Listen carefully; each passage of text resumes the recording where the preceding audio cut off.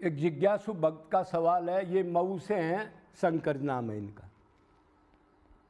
उन्होंने सवाल पूछा है, अब महाराज जी जो आजकल बड़े बड़े विद्वान बड़े बड़े मंच सजा के बड़ा बड़ा ज्ञान दे रहे हैं, वो श्रेष्ठ है, या जो परमात्मा से अपने अंशी से उसको सब कुछ मान के जो प्रेम करता है वो श्रेष्ठ है? ज्ञान नहीं है उसके पास, वेद शास्त्र नहीं जानता वो, ना उसको जरूर, कौन सा श्रेष्ठ है? तो देखो भाई, ये तो गीताई पर चले जाओ।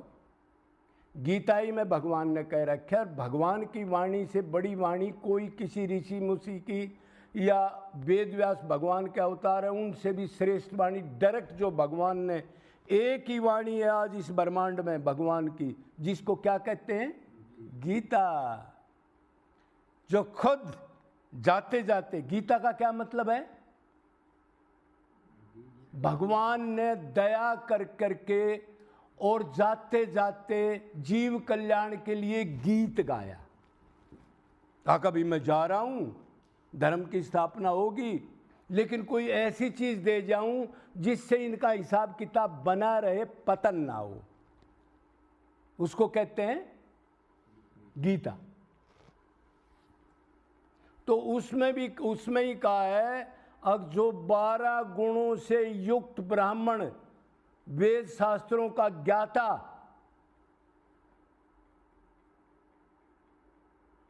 लेकिन मेरी तरफ नहीं आ रहा, मेरे से प्रेम नहीं है, दीनता नहीं है,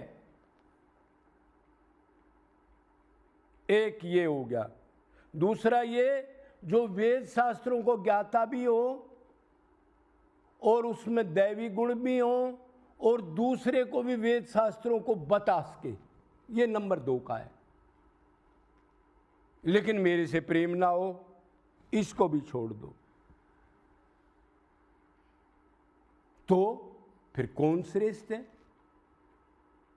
भगवान ने कहा ज्ञान तो बहुत जरूरी है।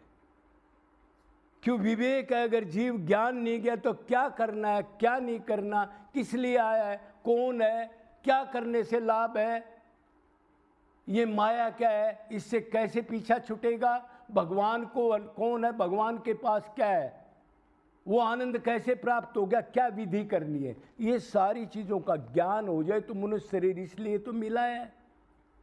अब फिर ज्ञान लेकर उस रास्ते को जल्दी जल्दी कवर कर जाए तो कहता जी ज्ञानी मेरे को प्यारा है। क्यों? ज्ञान नहीं होगा तो बेचारा उल्टी भक्ति करेगा और अपने को भगत मान लेगा या कहीं झोला छाप से टकरा जाएगा। आजकल बहुत बड़े बड़े संत जो घरों से निकाल दिए, जब घर में कोई काम नहीं रहा, जब कमाया नहीं गया, तो ऐसे ऐसे लोग बहुत ज़्यादा आए हुए हैं हमारी पब्लिक में आजकल, जो दूर से साधु नजर आते हैं। तो वो तो बता नहीं सकते। तो ज्ञान बहुत जरूरी है, लेकिन भगवान ने कहा जो ज्ञान का प्रैक्टिकल नहीं करके खाली ज्ञान देता है, प्रैक्टिकल करने से दीनता आएगी, दया आएगी, समता आएगी, दूसरों के परोपकार की भावना आएगी, अपने को कमजोर समझेगा, दूसरे को अच्छा मानेगा, अगर प्रैक्टिकल करेगा तो। और प्रैक्टिकल नहीं करेगा तो एक दूसरे से जाके ज्ञान देगा और तर्क वितर्क करेगा, नहीं मैं ठीक बोल रहा हूं। और भगत क्या करता है, कहीं बैठा हो और कोई बात चल जाए और वो कहे नहीं कृष्ण तो ऐसा था, कृष्ण ऐसा था, तो भगत क्या करता है, हाँ भाई ठीक है, तू ठीक है, मैं बेवकूफ़ हूँ। क्यों कहा उसने? वो अपना टाइम बर्बाद करके अहंकार को नहीं जगाना चाहता, लेकिन वो जगह जगह करेगा मेरे से शास्त्रार्थ करो, शास्त्रार्थ करो और फिर मैं नरक में चला जाऊं, तुम्हारे से जिद लगाऊं और दूसरे को नीचा दिखाऊं, उसका ये एम होगा और जाके फिर इन्हीं में चला जाएगा। अब ज्ञानी की हालत सुन लिया आपने। इसलिए भगवान ने कहा जो पापी है, दुराचारी है, अगर वो मेरे से प्रेम करता है, मेरे को वासुदेव सर्वम मानता है, जीवों पर दया करता है, तो मेरे को वो अति प्यारा है। क्यों? अब वो समझ गया, उसका अहंकार चला गया, अब उसको पाप आत्मा नहीं अर्जुन धर्मात्मा मान लेना, कि वो जान चुका है वासुदेव सर्वम वही हेड ऑफ डिपार्टमेंट है मुरली वाला, और उसी की शरण जाना पड़ेगा और उससे प्यार करना पड़ेगा, वो श्रेष्ठ है। लेकिन वो श्रेष्ठ नहीं है। इसलिए भगवान ने कहा जो मंदिर में मूर्तियों का आगे घंटी बजा के भोग लगाता है 3-3 टाइम, लेकिन बाहर कोई कुत्ता बिल्ली या कोई दूसरा आदमी आ जाए, कोई गरीब, उसमें राग द्वेष करता है मैं श्रेष्ठ हूं, तो उसकी भक्ति पूजा ऐसी है जैसे गाय के घी को मिट्टी में डाल दे। उसको नोट नहीं करता मैं। जीवों के प्रति दया नहीं आई, अपने को कम नहीं मान के दूसरे को मान नहीं दिया, तो फिर क्या बदलाव आया उसके अंदर? वो तो एक अहंकार का पिटारा बनता चला गया। भारी आचरण तो बना लिया, अंदर के विषय विकार ये जो भरे हैं ये बढ़ते जा रहे हैं। तो अब आप समझ गए होंगे।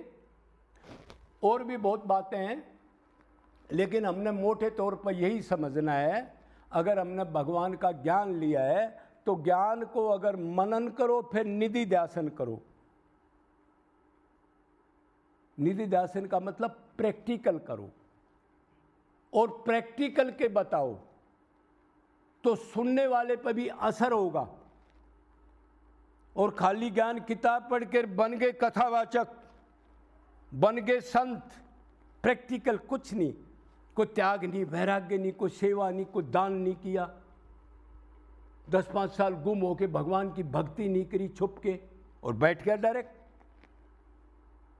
और कई ड्रेस बदलते हैं दिन में, और शादियां करा रहे, बच्चे पैदा कर रहे, दूसरे को आत्मज्ञान दे रहे, तुम आत्मा हो, तुम आत्मा हो, भगवान से प्यार करो। और बच्चे लंदन में पढ़ रहे हैं दुनिया का माल लेकर के, और कथाओं के पैसे करते हैं 5 लाख 10 लाख, और भगवान कह रहा है मेरे को निष्काम भगत प्रेमी है। तो उनकी क्या दशा होगी? अपनी आत्म कल्याण करने आए, कहां इस चक्कर में फंस के अपना घर का 1 रुपया नहीं फूका, और अब दुनिया का इकट्ठा करके गौशाला खोल दिया, आधा खा गया और आदत लगा दिया। बताओ। अरे पहले अपना घर फूकना पड़ता है तन मन धन भाई, तब अंतकरण शुद्ध होता है।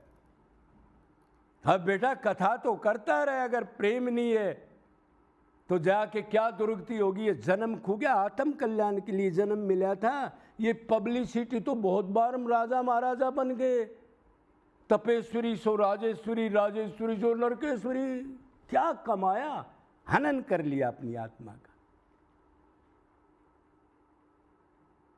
ये हालात है।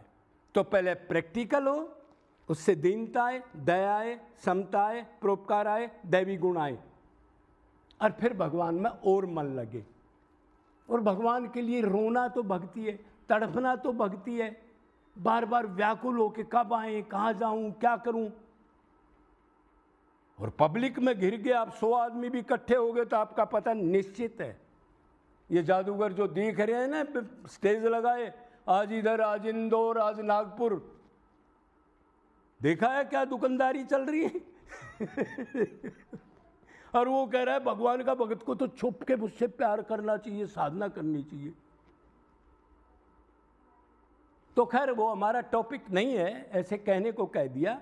बाकी ज्ञान खाली गलत है, भक्ति हो, भक्ति ही है। कली काल में तो कोई साधन दूजा है नहीं है। भक्ति का मतलब यह भगवान से मन से प्रेम करना, और भगत का एक ही होता है दीनता, दूसरे के प्रति हाँ हाँ भाई ठीक है, ये जरूर आना चाहिए उसमें। और भी कई गुण है लेकिन दीनता मेन है। तो अभी आप मोटा मोटा समझ गए होगे, समझदार को इशारा ही काफ़ी है, और बाद में देखेंगे फिर। जय जय।